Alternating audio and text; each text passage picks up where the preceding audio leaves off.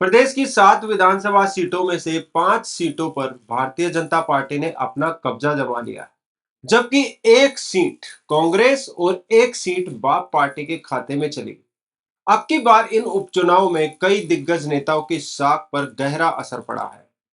इन्हीं 7 सीटों में से एक सीट ऐसी है जहां पिछले 16 सालों से एक दिग्गज नेता की पार्टी ने कब्जा जमा रखा। अब हम कौन सी सीट और किस नेता की साख के बारे में चर्चा करने वाले हैं, ये तो खबर में पता चल ही जाएगा। लेकिन उससे पहले अभी तक आपने हमारा चैनल लाइक एवं सब्सक्राइब नहीं किया है तो जल्दी से लाइक और सब्सक्राइब का बेल आइकन दबा दीजिए ताकि हम आप तक राजस्थान से जुड़ी हर बड़ी खबर पहुंचा सके। तो नमस्कार दोस्तों, आप देख रहे हैं पंजाब केसरी राजस्थान और मैं हूं चंद प्रकाश। तो चलिए आज हम बात करने वाले हैं उस सीट की जहां अपने चेहरे से ही चोट खा बैठे एक ऐसे दिग्गज नेता जिनका राजस्थान की राजनीति में बड़ा नाम। जी हाँ दोस्तों, हम बात कर रहे हैं हनुमान बेनीवाल की। दरअसल खींवसर विधानसभा सीट पर हुए उपचुनाव में भाजपा के रेवंत राम डांगा की जीत के बाद हनुमान बेनीवाल के साथ साथ पूरी आरएलपी पार्टी सत्ते में नजर आई, क्योंकि हनुमान बेनीवाल खींवसर सीट से अपनी पार्टी की जीत को लेकर पहले से ही आश्वस्त थे। बता दें कि हनुमान बेनीवाल ने कांग्रेस और बीजेपी से गठबंधन नहीं करते हुए अकेले ही चुनाव लड़ने का ऐलान किया था, जिसके बाद उन्होंने अपनी पत्नी कनिका बेनीवाल को ही चुनावी मैदान में उतार दिया था। उन्होंने पहले भी अपने भाई को आरएलपी के टिकट पर चुनाव लड़वाया था और खींवसर सीट से जीत दिलवाई थी। लेकिन इस बार हुए विधानसभा उपचुनाव ने हनुमान बेनीवाल को झकझोर कर रख दिया। अब की बार हनुमान बेनीवाल की पार्टी को बेनीवाल का गढ़ कही जाने वाली खींवसर सीट से हार का सामना करना पड़ा। बेनीवाल अब अपनी हार पचा नहीं पा रहे हैं। ऐसे में उनका बड़ा बयान भी सामने आया है। उन्होंने भजनलाल कैबिनेट में मंत्री के मुंह छू वाले बयान को अपनी पत्नी कनिका बेनीवाल की हार का कारण बताया। उन्होंने कहा कि बीजेपी मंत्री के मुंह छू वाले बयान के कारण मेरी पत्नी कनिका बेनीवाल की हार हुई। मिर्जा परिवार जगह जगह जाकर रोते फिरा, यहाँ तक कि जिसने मेरी पीठ में छुरा घोंपा बीजेपी ने उसी को ही अपना दूल्हा बना लिया। दरअसल छुरा घोंपने वाली बात से हनुमान बेनीवाल का निशाना भाजपा के रेवंत राम डांगा पर था, जो पहले राष्ट्रीय लोकतांत्रिक पार्टी यानी आरएलपी में थे। आरएलपी में रहते हुए रेवंत राम डांगा बेनीवाल के विश्वसनीय नेताओं में आते थे। हनुमान बेनीवाल के साथ उन्होंने कई काम किए हैं।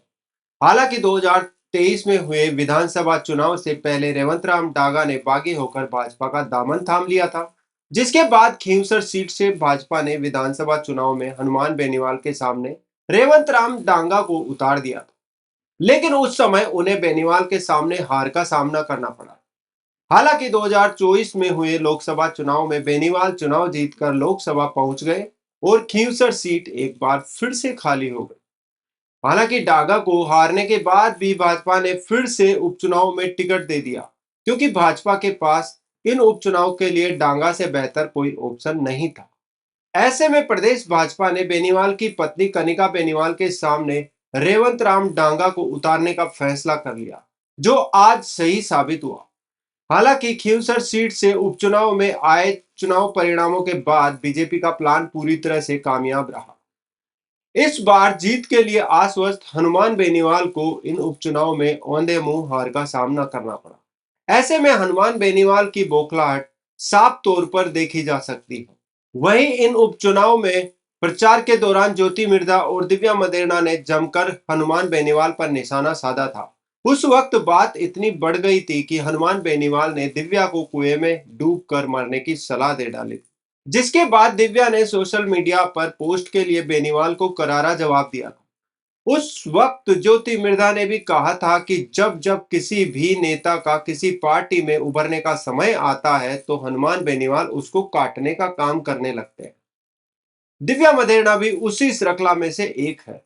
अब चाहे हरीश चौधरी हो, चाहे ज्योति मिर्धा हो और या फिर डोटासरा हो, बेनीवाल हमेशा उनके पीछे पड़े रहते हैं। उन्होंने पार्टी विशेष के लिए नहीं, अपने ही समाज के नेताओं को काटने के लिए हमेशा ऊपर नीचे करते रहे। अब देखने वाली बात यह होगी कि अपने चेहरे से चोट खाए हनुमान बेनीवाल की पार्टी का कोई भी नेता विधानसभा में नहीं बैठ पाएगा। अब बड़ा सवाल, अब बेनीवाल की आरएलपी पार्टी से राजस्थान विधानसभा में कौन उठाएगा अपने क्षेत्र के मुद्दे। ये जानकर बेनीवाल की परेशानी और भी बढ़ती हुई दिखाई दे रही है।